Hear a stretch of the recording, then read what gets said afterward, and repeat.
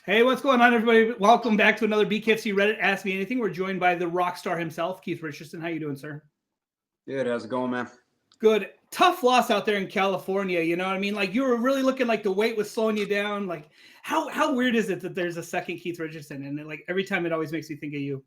It does get a little confusing. I know it gets a little confusing for the promotion too. Like they've hit me up asking for medicals and stuff like that. I'm like, I'm not on that card, dude. Like I actually did blood because wasn't too far out. Like I actually did blood work because they were actually looking for him. Have you met him yet, or do you guys talk or anything? No, we like each other on Instagram and stuff like that. We sent a few DMs, like congratulating each other on stuff and stuff like that. Seems like a cool dude. I think I tagged him in that one video I did where I was bumping up to 205. Okay, so you are facing Michael Larimore. Michael Larimore is not ranked. You're the number one ranked guy. What is making you want to take on, this young lion who wants to make a name for him? It seems like it's a great fight for him, but I mean, you really have nothing to gain from this fight. So what's making you do this fight? It's a name of somebody that's willing to get into the ring with me. Like I want to fight. I need to fight. It's what I do. And I've never really been the guy. I've never really been the type of guy to turn down fights. Like I think, yeah, I've got, there's not a ton of upside, but right now I'm number one ranked. Like, if it's not a title fight, then like everybody's going to be ranked underneath me. So there's just, they give me a name of somebody that's willing. I'm going to punch that dude in the face. That is kind of a great way to look at it. Like you just said, like unless it's for the belt, everyone's underneath you. So I guess it doesn't really matter who it is. Yeah. Yeah. So, it's a big shot for him, big opportunity. He's never fought at this level yet. Like, we'll see what he's ready for. So you're a veteran. Did you ever get like to experience anything like that where like you're making your way up the ranks and somebody with the big name says like come on up and give me a shot, or would this be new for you too? I've had guys that we're probably looking at me as a big opportunity to make a name for himself. And I've also been like, if you're in this fight game long enough, you're going to be in that same opportunity. How like when I fought Daniel Strauss in MMA, that was a big opportunity against former Bellator champ. Yeah, and I definitely shined in that fight. And that was one of the last fights before it was like 2 or 3 fights before I made the move to BKFC. Is there any plans for you to fight Sam Burgos? It seemed like you were really working him over pretty good, and then they stopped the fight. So we see you fight that referee again. Like I said, if they put a name in front of me, I'm fighting. It's it's one of those unfortunate incidents, where everybody that knows me knows I'd never attack a ref unless I was a little when completely there, and he slid kind of one, it was an awkward stoppage, I went down, I was still throwing. Sure. It was an awkward time to stop the fight, but and he kind of slid in between us in the middle of an exchange, so I didn't really know what was going on. Plus, I didn't pick I didn't even know about it. I didn't know it happened until we were back in the locker room. Just fighting on instinct. It's fight or flight, but I don't have a fight instinct anymore. It's fight or fight. It's just I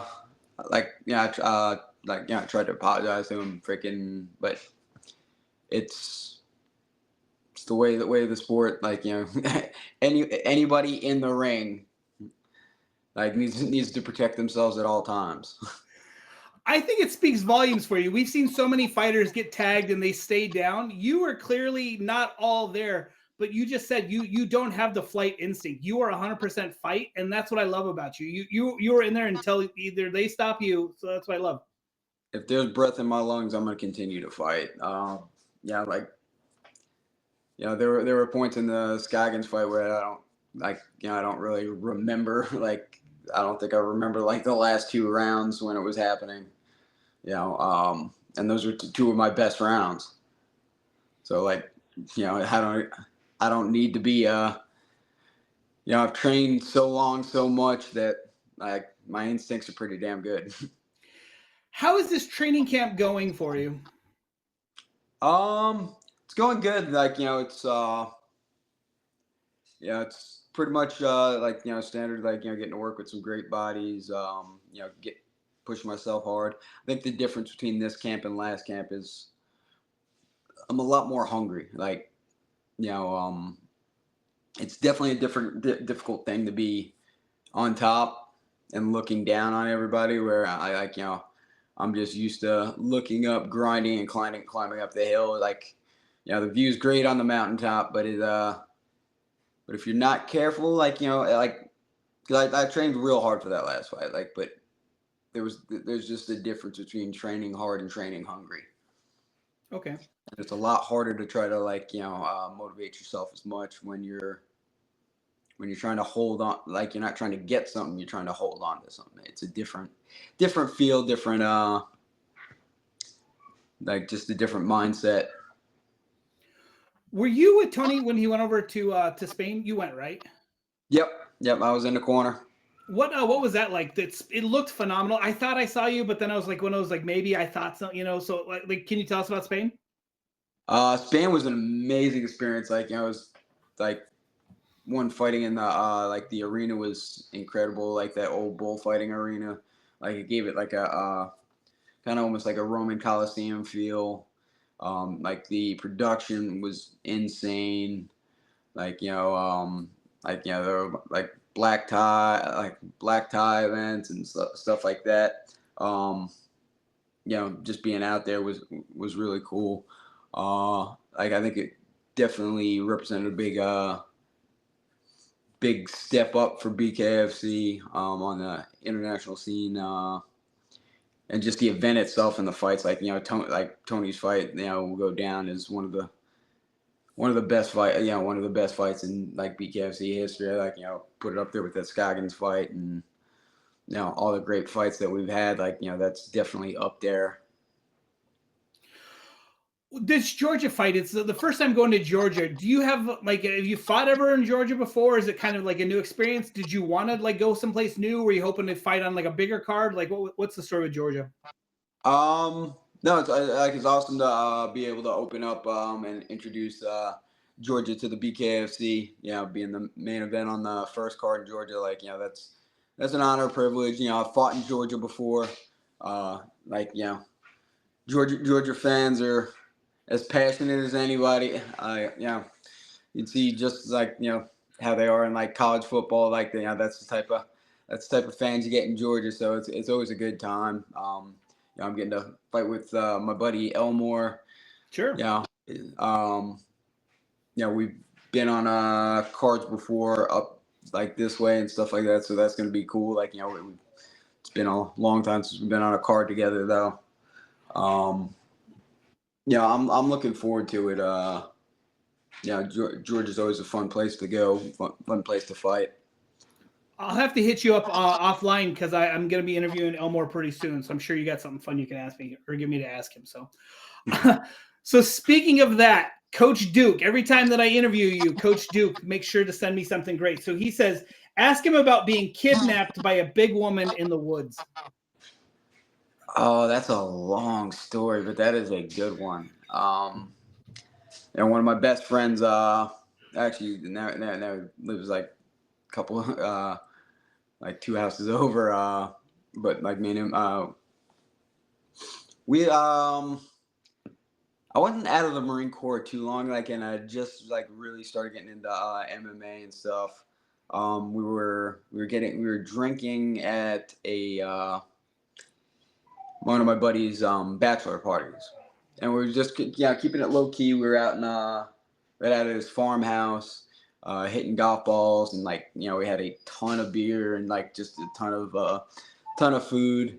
It was just kind of the boys hanging out. We ended up drinking a lot, and then at some point, I know I had gotten a little drunk and decided that I wanted to bareback ride a horse that I had named Diablo. So at some point, I started trying to chase the horse through the field and stuff like that. And then as soon as I turned my back, the horse started trying to chase me. And I'm just running through this field. I'm like, no, Diablo, no. I think the horse's name was actually Buttercup or something like that. Well, at some point, his cleaning lady shows up and invites us to a bar in Indian Land. That was Indian Land, especially at that time, was there was nothing there. It's a very small town. So we decided to go, but it was turns out it was in somebody's backyard. Okay. It was a little backyard bar in the middle of the woods. I could there were more things that happened that night. I'll have to abbreviate it a little bit, but we show up there and they had pudding shots. I didn't even know you could make pudding shots. The question really is, should you make pudding shots? And I would say no to that. And it's just it's a very country backwood bar. Well, at one point, one of my buddies had grabbed a bottle of Lord Calvert and was making people take hitting it straight from the bottle. And it's right around that time, I ran out of the bar, vomited, passed out. And my buddy Tater was sitting outside the bar. He's like, I've never seen anything like it. You did that 3 times. You pop up freaking Undertaker, run back in the bar, start doing shots, ran back out, vomited, and passed out 3 times. So eventually, Tater's in the bar and he's starts looking around and realizes I'm nowhere to be found, and it's got to be 2 in the morning, 3 in the morning. And we're in some redneck bar in the middle of the woods, and now I'm missing. Well, he goes at he starts grabbing, goes where's my fucking friend? Getting ready to Tater's 6'5", 300 something pounds. He was a former O-line for Clemson. Okay. He's a massive human being. So he goes outside, and like I said, it's 3 in the morning. Some little kid from the hills I have eyes just shows up. Hey, mister, I know where your buddy is, and just starts walking him into the woods. So he follows this kid half a mile into the woods and comes across a pop-up camper. Okay. And then he turns around and the kid's gone. It's like a ghost. Yeah, it's like a ghost story. So he bangs on the door, and all he hears is one nobody's in here, leave. Well, he opens the door, walks in, and he's like, where's my buddy at? He says, nobody's here. He puts his hands on both sides of the camper, and he goes, I will push this motherfucker down if you do not tell me where my friend is. Then he looks over at the bed, and he sees a pair of legs sticking out from under a pile of blankets. My pants were undone, and but they weren't and there are a bunch of kittens running all across me, across the blankets. Fucking pushes the lady out of the way, throws me over his shoulder, starts walking me through the woods. As he's doing that, I'm puking down the backside. I just moved that day, so I didn't even really know where I lived. So they were trying to take me home, And I just went, go left, go left, go left. See those bushes over there? That's cool. So I wake up the next morning. I'm in my buddy's driveway in his car. So yeah, my buddy Tater saved me from getting potentially raped and eaten. That is, and you have no recollection how you got there. I kind of remember getting like led into the woods at one point. Like I do remember puking down the back while down his back while he's carrying me off. Like I've got like bits of pieces, but I also have a pic like, and then when we were initially walking into the bar, like some guy that comes up to Taylor's like, "Hey man," he's like, "How big a fella are you?" And Taylor's like, "Yeah, I'm about 6'5", 350." Fucking guy's like, "Well, I'm 250." Guy's like my height and freaking like he's like, Taylor goes 150. He's like 250. He's like, I bet you $50 you can't knock me down. I'm like, I'm going in the bar. Well, that next morning when I wake up in the car, I get a picture of Tater standing over some knocked out dude with $50 in his hand. Have you thought about like a book or something? You have so many crazy stories. Like I feel like a book is necessary. It might here's the thing, like, you know, if they tried to make a movie of my life, I don't think they would. Like I don't think it would be believable. Sure. Like Marine veteran, bounty hunter, MMA fighter, bare knuckle boxer. Like it just doesn't seem plausible, and it randomly goes all over the place. There's like the book. There's no point to my life. Like. You know what I could see you doing is kind of like I listen to that Sammy Gravano sometimes, that Sammy the Bull guy, and he just picks one story, and it might be a 5-minute YouTube video, it might be a 25-minute YouTube. But I mean, I feel like that's what we need from the RockStar. You just sit in front of a camera and you tell the story. And I would love to hear all these stories because, like you said, you live such an insane life, and you're still. It's not like you're old; you're still a young guy, and it's only going to get more crazy. I feel like. Hopefully. I'm surprisingly still here and kicking. As someone who has like beat up their body so much, so how do you, I mean, is there like, what kind of, I know you do a lot of the cold therapy. What do you do to keep your body in good shape? Because you have been very tough on your body. Yeah, like, you know, like between all the punishment I put in the Marine Corps, wrestling, yeah, like recovery's crucial. Like, you know, I do the cryo sauna. Like, you know, shout out to Restore. I've had like 2 chiropractors and physical therapists that, like, you know, like palmetto physical medicine, chiropractic. I work with Dr. Gogu. Yeah, like does like cupping and muscle scraping, and so like yeah, like, that's part of it, but also the fact, like the big, I think, and I've said this before, like the fact that I don't stop is kind of what keeps me going, because like, you know, I think like when I know that if I stop, I'll never get back to where I was, especially at this age.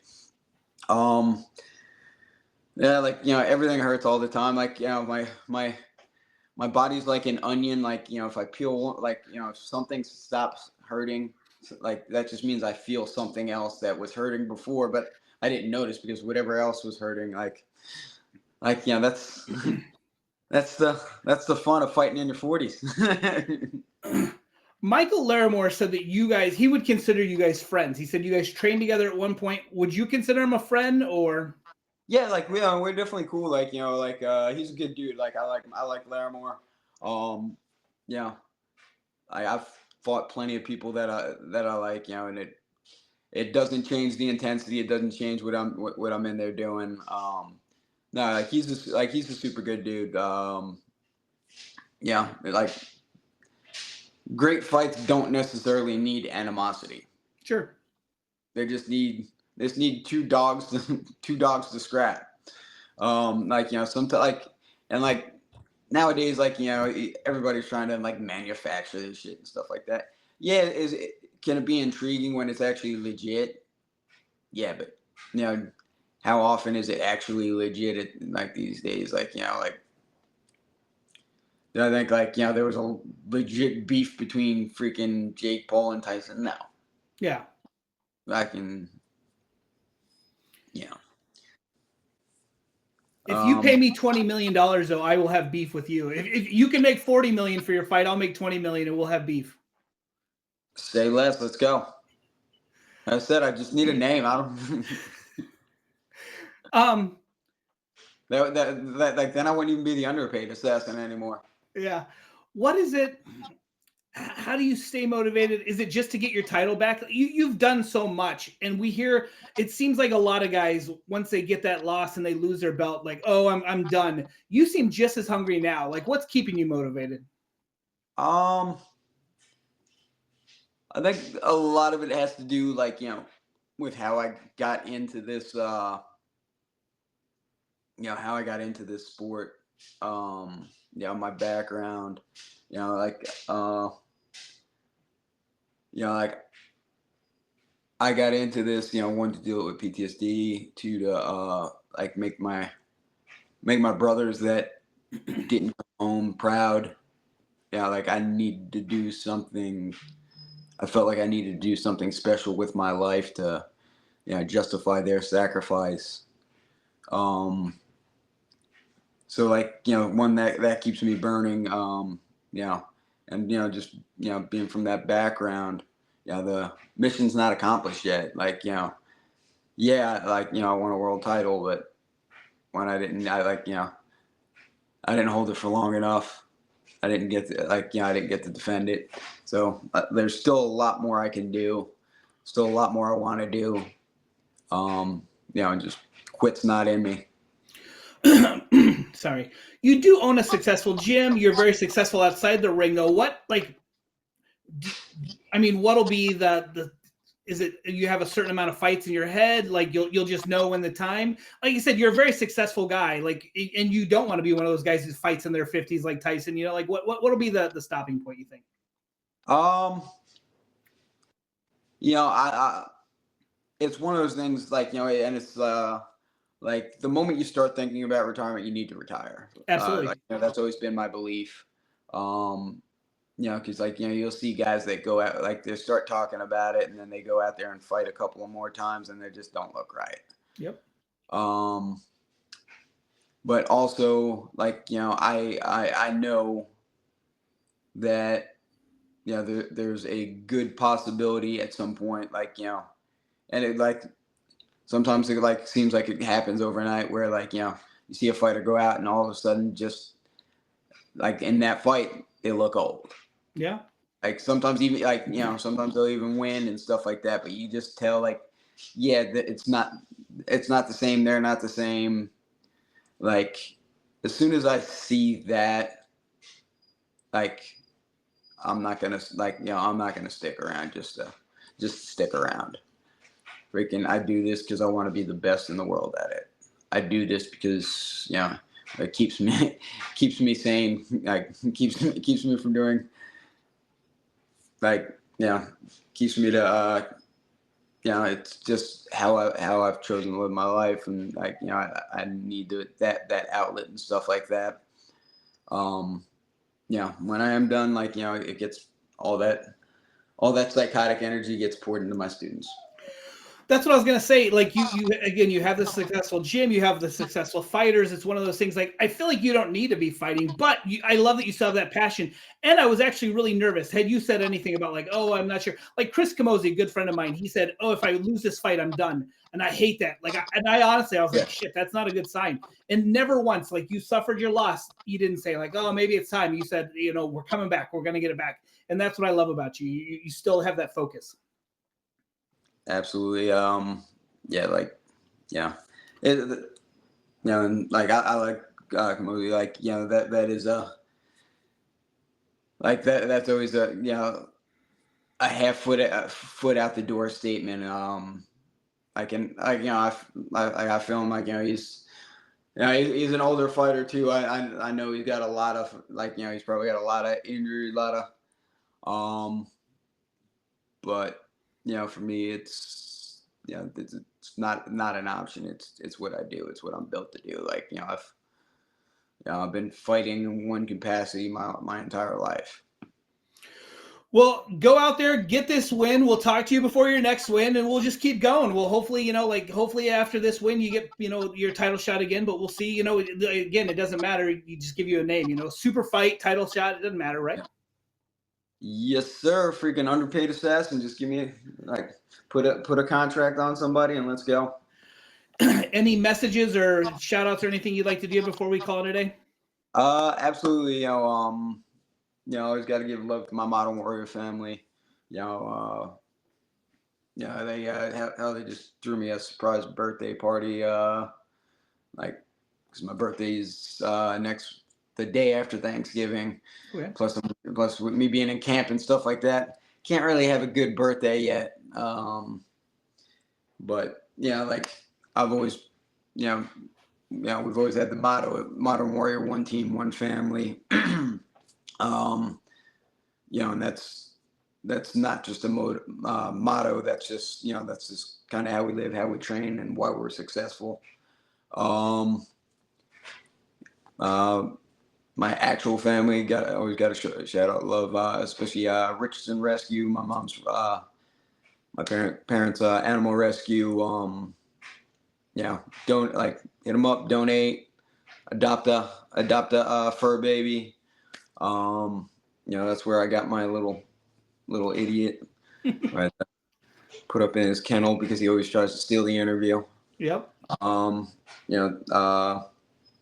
QC, Financial, San Francisco Police Officers Association,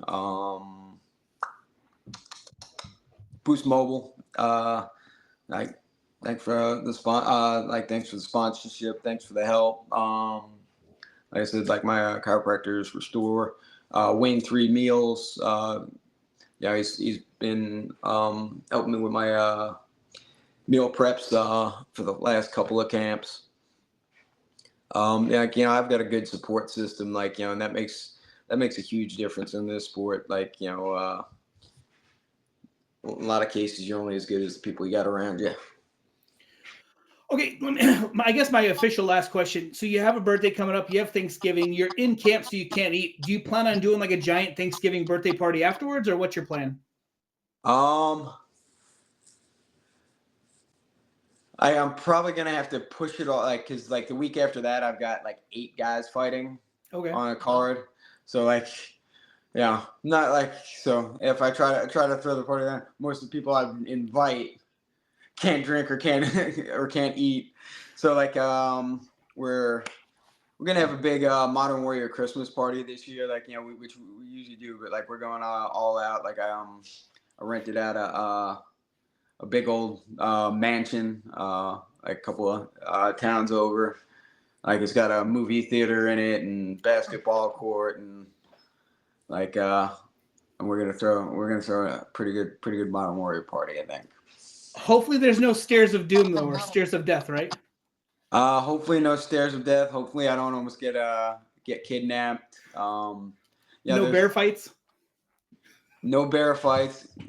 There's a lot can go wrong when I drink excessive amounts of alcohol. Awesome. Well, thanks so much, buddy, and I look forward to talking to you again. Good luck in your fight, and we'll see you, bud. Sounds good. Appreciate it, buddy. See you. Bye. Bye.